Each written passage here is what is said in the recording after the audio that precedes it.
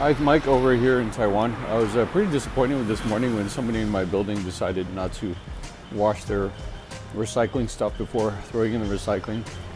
I mean, it's pretty clear that it's dirty and they're gonna attract like some insects, but it's I guess their prerogative. Maybe they're just too lazy or something. Anyway, we got these people here. I don't know if they're volunteers or not, but they sort the garbage. I'm probably assuming that they're going to be at least getting paid until the garbage guys come. So that's kind of one benefit about living in the building where I live. So yeah, it's a good day today. It's nice. The weather's nice. I'm going to be going on vacation sometime soon, so I'm pretty happy about that. I think it's kind of a long time coming. I'm going to be sitting in front of this fountain here. Yeah, I think my microphone's kind of really sensitive. Anyway, yeah, it's kind of a long time coming when it comes to vacationing, and I kind of have a little bit of a love-hate relationship with going to Japan.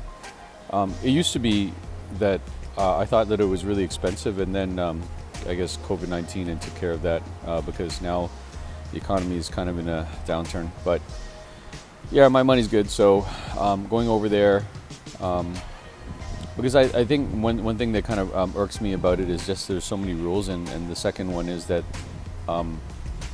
everything costs money. So I'm not saying that I'm a guy who likes to get freebies all the time, but at the same time, if there's something that is free, then that's more the better for me. But yeah, I think it'll be good. Going to Tokyo. Tokyo is kind of like the go-to place, obviously. You'll never run out of things to go to in Tokyo. I guess that's kind of a rule probably with anything to do with like the capital city, right? It's like in Beijing, I was like watching this vlogger lady who she's like really into like training outside with like I guess her newlywed husband, but that was like a couple years ago. Yeah, so she's like always like doing stuff and hanging out in Beijing, and I don't know what they're doing, but they have like this one thing that they do where there's like this big giant game, and you gotta like jump on these squares, and please tell me if you guys know what this is, right? But it's like a gigantic game room, and I mean, I'd really like to go there, but I'm probably not going to go to Beijing anytime soon. I think probably if circumstances were a little bit different, I was like not working and doing the things that I'm doing, then probably I'd jump over to go to Beijing. One thing that I like about mainland China is the fact that you can never run out of places to go. There's always like, okay, well, I'm going to go to Shanghai, I'm going to go to Beijing, I'm going to go to whatever place, and you could just, I don't know, like it's pretty convenient. You can just like ride on the train or whatever, but like you just go. I had some interesting conversations in the last like 2 days. One actually was in Chinese Mandarin, so I probably don't know if I could really follow it that much, but the other one was in English. So the one that was in English, I guess this guy, he spent a lot of time in Australia, so his English is pretty good. Yeah, so he's talking to me about like a lot of different stuff, like about kind of the stereotypes about people in Taiwan and like how they are and stuff. One thing that kind of irked me about like what we were talking about was that a lot of, I mean, I hate to generalize, but a lot of old people here will kind of act like every single part of the place in Taiwan is kind of like their home. Like it's like kind of their area, their backyard, and it's like this is like my area. It's kind of like I don't want to say lions or something, or there's probably some type of animal that they kind of like they're very territorial. Yeah, so that's kind of the word that I'm looking for, is they're very territorial. It's funny. I'll run into like some foreigners or something, and they'll be like, "Oh yeah, there's nothing bad to say about Taiwan." And I'm not trying to emphasize the bad things. I've been around the block around so I know that there's some things that are a little bit problematic and some that are not. So I deleted Facebook from my phone, and it's just because I think I was just spending way too much time on it.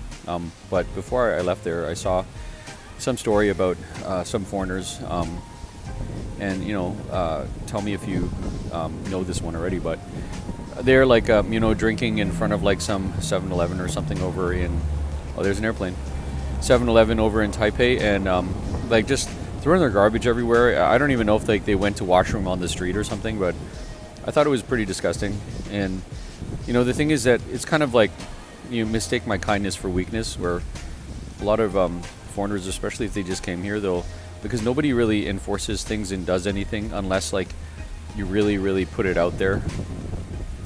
they'll kind of take advantage. Like if somebody was like to go call the cops or like whatever, then these guys probably would get in big trouble. Would they get deported? Probably not, because they're probably like English teachers and they have a visa.